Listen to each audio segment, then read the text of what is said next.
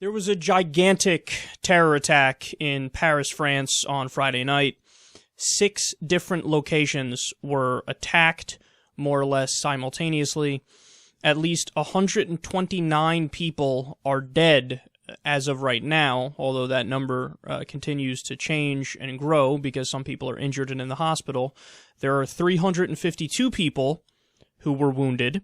At least 99 of them seriously wounded. So again, the death toll of 129 can possibly go up at any second here. A concert hall was hit.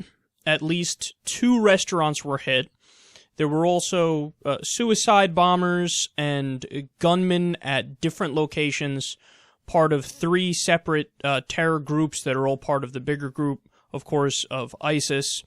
A soccer match where the French president was actually was hit, and they had to, I guess the French equivalent of the Secret Service had to rush in, grab him, and rush him out. He's okay. Hollande is okay. 7 terrorists were allegedly killed. Of course, some of them, like I said, from blowing themselves up because there were some suicide bombers. Again, ISIS took responsibility for this. There's apparently one terrorist named Salah Abdeslam, who's still yet to be captured. Authorities actually briefly stopped him, but then let him go at the time because it was right after the attacks and he wasn't a suspect yet, and there was zero evidence that he was one of the guys they were looking for. So at least as of right now, when I'm coming on air, they haven't gotten him yet. Apparently, he has brothers as well who were involved in this.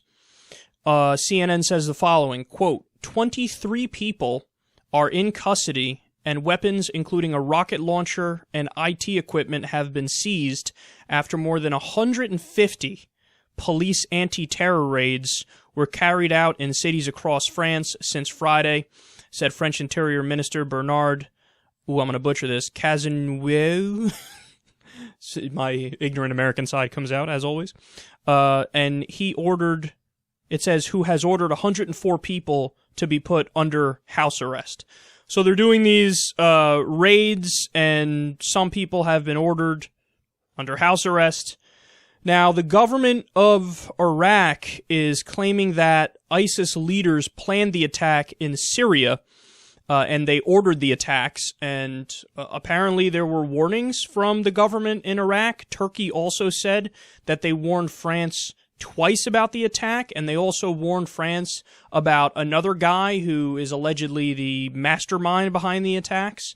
Officials say Abdelhamid Abaoud may have been the mastermind behind it. Media in Belgium said Abaoud had been involved in a series of planned attacks in Belgium that were foiled by the police last January. He's a Belgian national who's now in Syria. Now, France has already retaliated. They dropped at least 20 bombs on the declared capital of the Islamic State, which is Raqqa in Syria. And Reuters is reporting that they hit the command center, recruitment center, munitions depot, and training camp.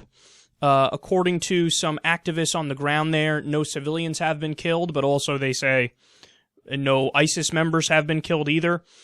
The Daily Beast is reporting that the terrorists were actually attempting to target apostates when they did what they did. They killed way more. I mean, they killed, again, well over 100 people, but they say that they were first and foremost targeting apostates, and one of them allegedly shouted, "This is for Syria." Now, you know, whenever you get one of these attacks, you always need, like, at least 5 days, a week, before you can really get more solid information, because the stories change so much in the initial chaos of the events here. But think about, assuming those things are true, the screaming, "This is for Syria," and the targeting apostates. Let's take that at face value for now. Think about how stupid that is. So when they scream that this is for Syria, well, guess what, jackasses? Apparently you haven't been following Syria very closely, because France is anti-Assad. They were anti-Assad, and they were supporting Syrian rebels who were trying to overthrow Assad. Now, I don't want to get too far off in the weeds here, but guys, the Syrian rebels at this point, it's basically ISIS and al-Nusra, which is the al-Qaeda offshoot in Syria, and some other Islamists and jihadists. The FSA, which were the moderate rebels, are basically non-existent now. There's a handful left, but most of them fled to Turkey and to Europe. So they're saying this is for Syria, but you didn't even realize that France was de facto on your side in Syria because they are anti-Assad. In the same way that the U.S. and other Western countries are anti-Assad because Assad is aligned with Putin, of course, and Iran. So even according to your own ideology, to say this is for Syria, that just doesn't make any sense because apparently you didn't fucking research to realize that they're actually supporting the rebels who are trying to topple Assad. So that makes absolutely no sense. And don't even get me started on, oh, we're killing apostates. Somebody else said, well, they were also targeting music because music is haram. So it's not allowed under fundamentalist Islam. So they're like, well, we got to kill the people who are listening to music. Look at these religious fundamentalist jackasses. All right. They don't have to live by the bullshit you live by. All right? So you have your own fairy tale interpretation of this. You believe in Narnia. You believe in the Tooth Fairy. But that doesn't mean that you get to take a gun and point it at other people if they don't agree with your horse shit. I mean, really? You're going to target apostates. And this also shows you, by the way, that it clearly is directly linked to the fundamentalist interpretation of Islam and a strict adherence to Sharia.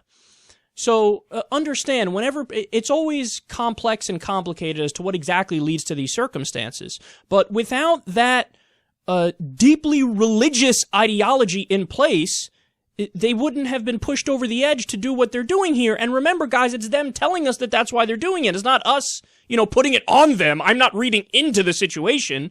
If you look at what they say, just look at the group that is claiming responsibility. They say, oh yeah, we did global caliphate. That's why we're doing it. Global caliphate. For fuck's sake. All right, so the question then becomes, of course, what do we do in response to this? And when I say we, I mean it in a broad sense. What does the U.S. do in response to it? What does France do in response to it? What does the West in general do in response to this? Now, that's a very, very difficult question, but I'm going to do my best here to answer it and tell you what I think the policy moves from here forward should be.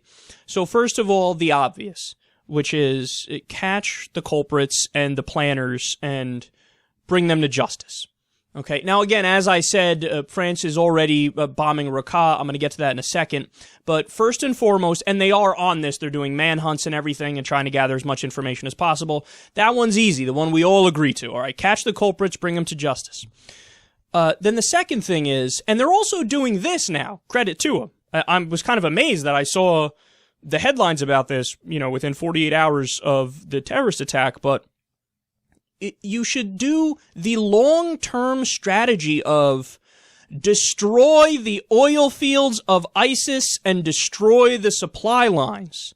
Okay, that's no organization can function without a steady flow of cash.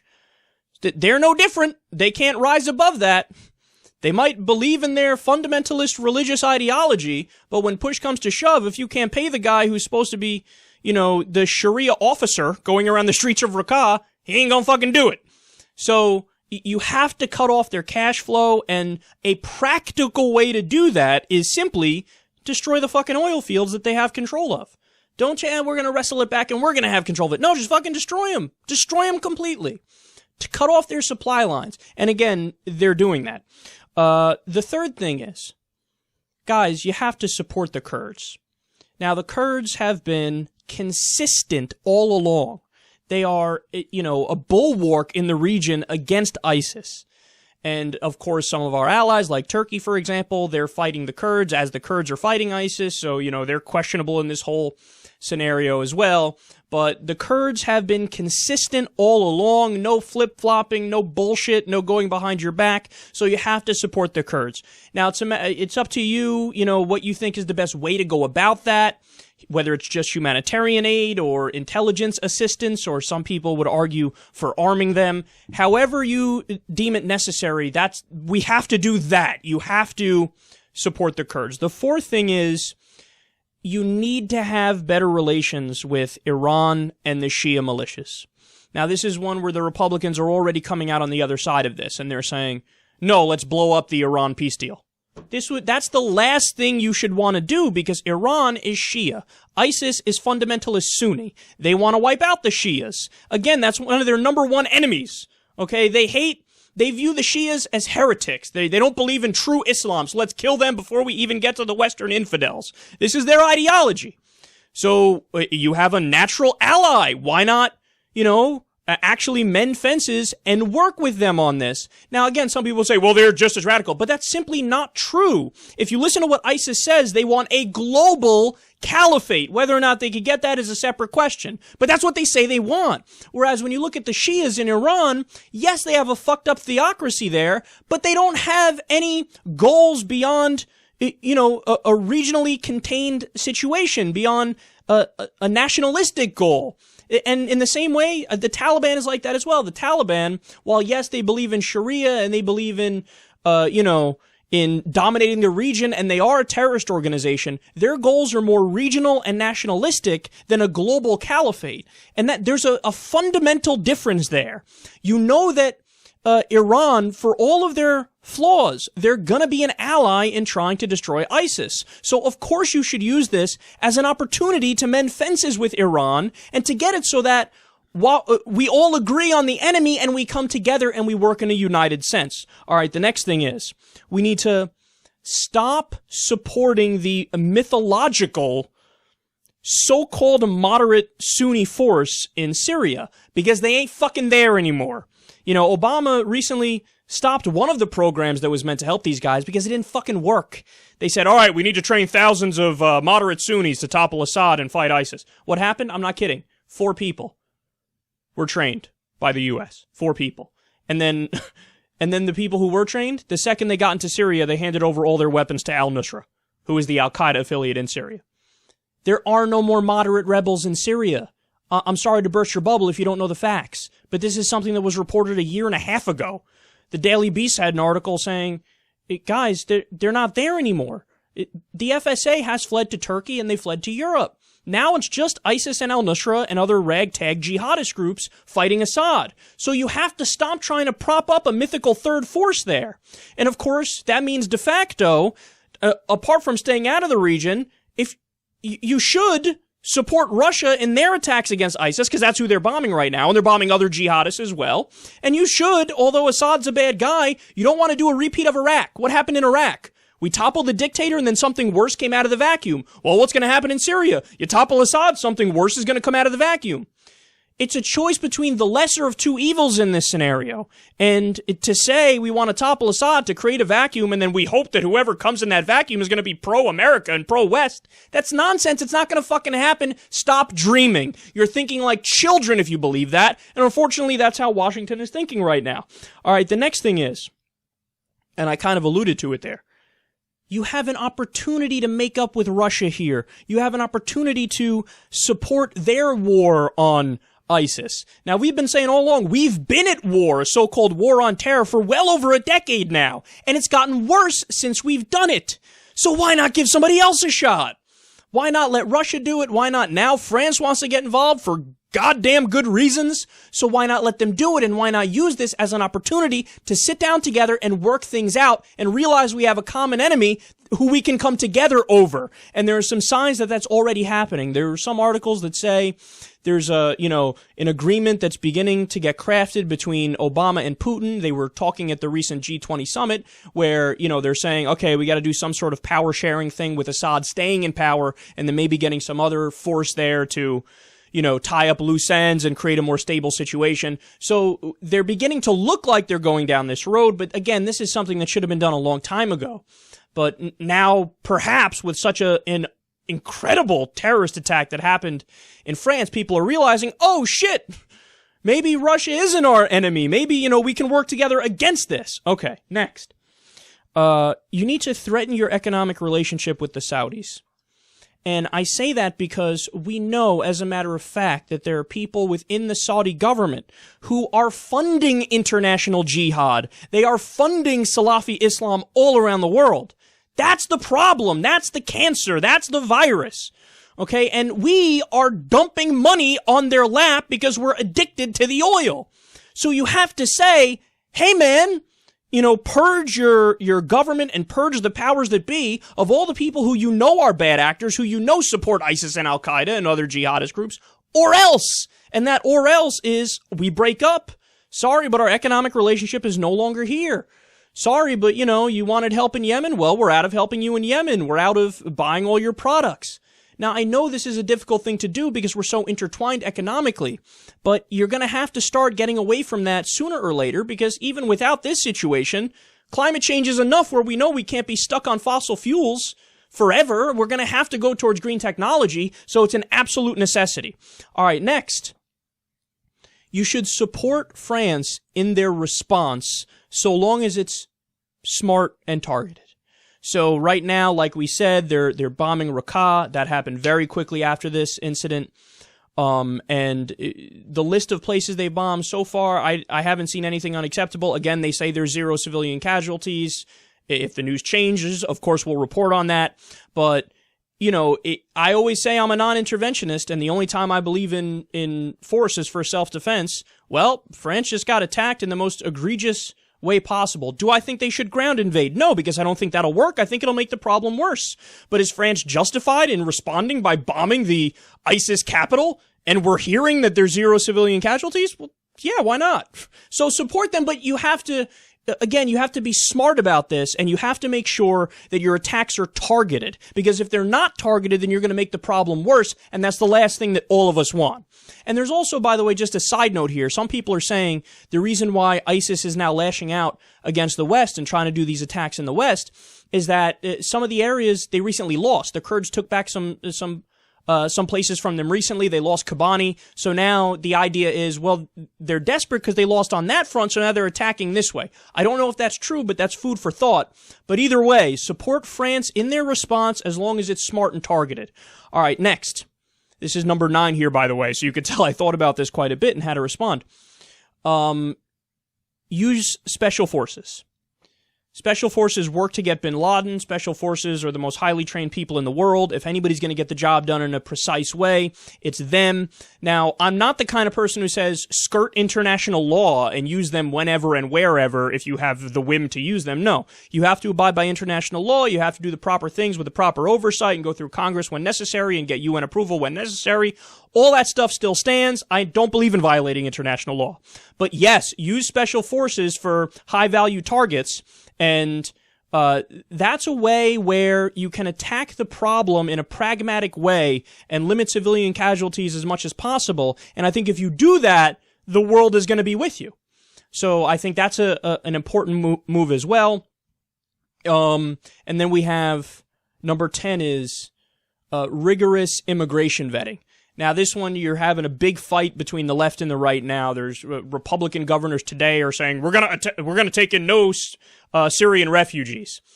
And, the idea is, well, they're gonna be terrorists. They're all gonna be terrorists. Ooh, Alabama's saying no more. I mean, they were only gonna take in like fucking 12 anyway.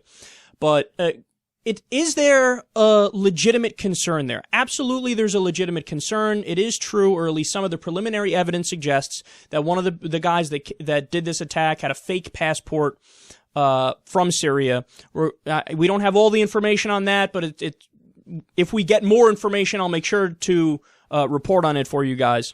So, is there a legitimate concern? Yes. But would I cut off all immigration from refugees? No. Because they're obviously not all terrorists, and the ones who are not are clearly fleeing ISIS terrorism, and they're fleeing a war zone because they don't want to be in a chaotic state. They want to have peace and stability, so naturally they're going to try to come to places where there's more peace and stability.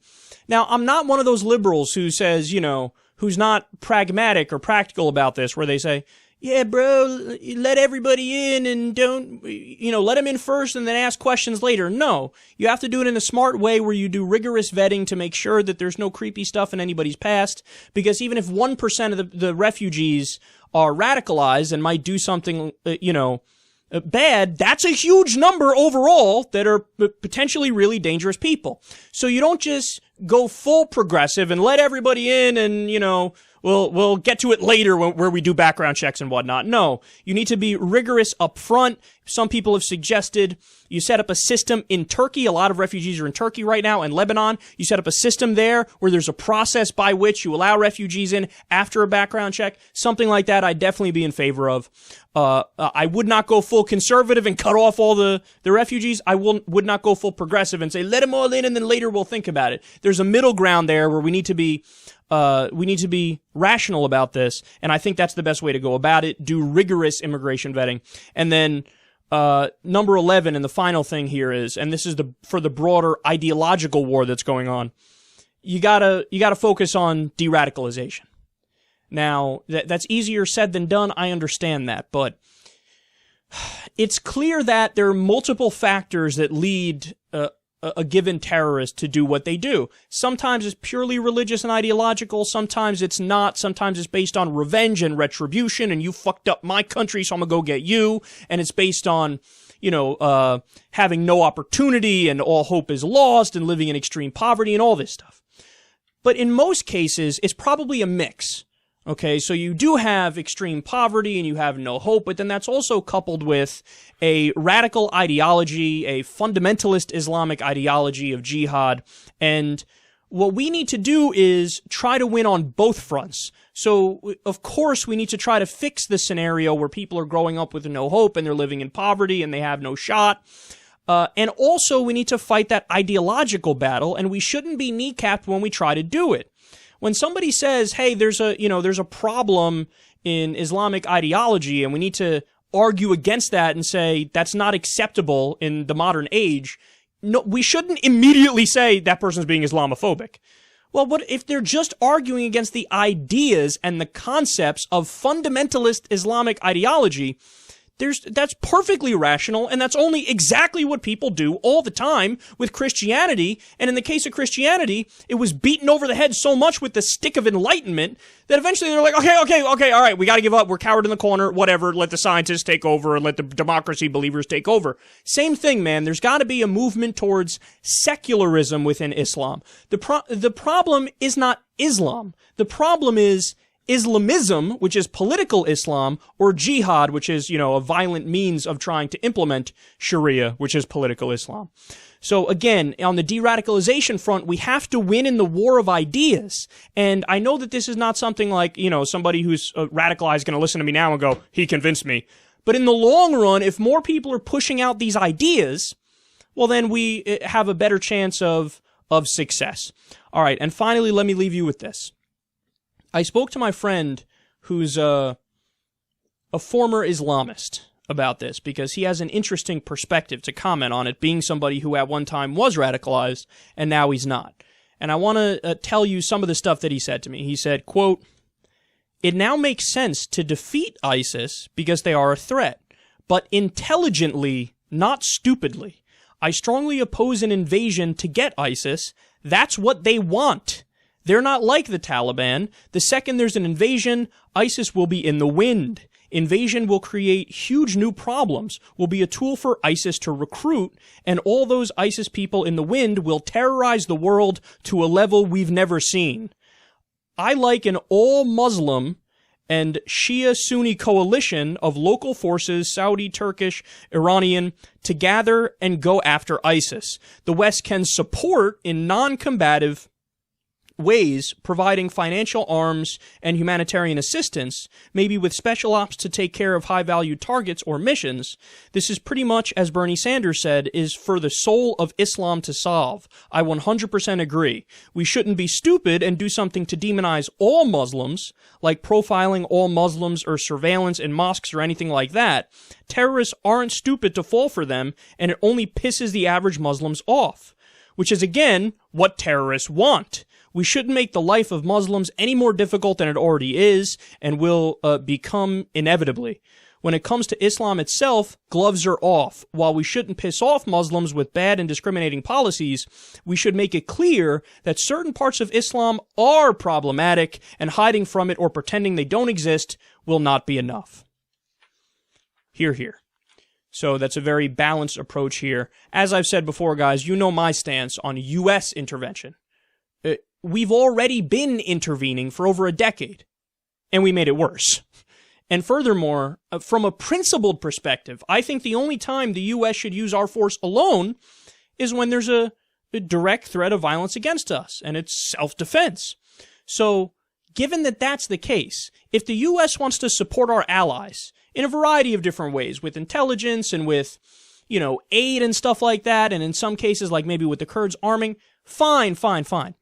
But the idea that as a result of this, well, we need to go after it, and we need to fight, and we need to ground invade and everything. No. You have to learn the lessons of Iraq, and you have to learn that we've been doing airstrikes, we've been involved militarily, and it's been worse. The outcome has been worse. But having said that, this is a clear attack on France. It's as obvious as it gets. And the numbers are ridiculous, and the extent of the damage is incomprehensible.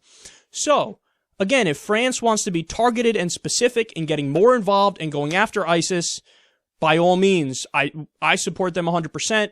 And also, like I said and I laid out for you guys, this is for the moderate Muslims, the moderate Sunnis, and the Shias, and the other states in the region to solve. And I would also back Russia with their attempt to get more involved here. So we have a united front against ISIS with other players taking the lead. That's my solution to this.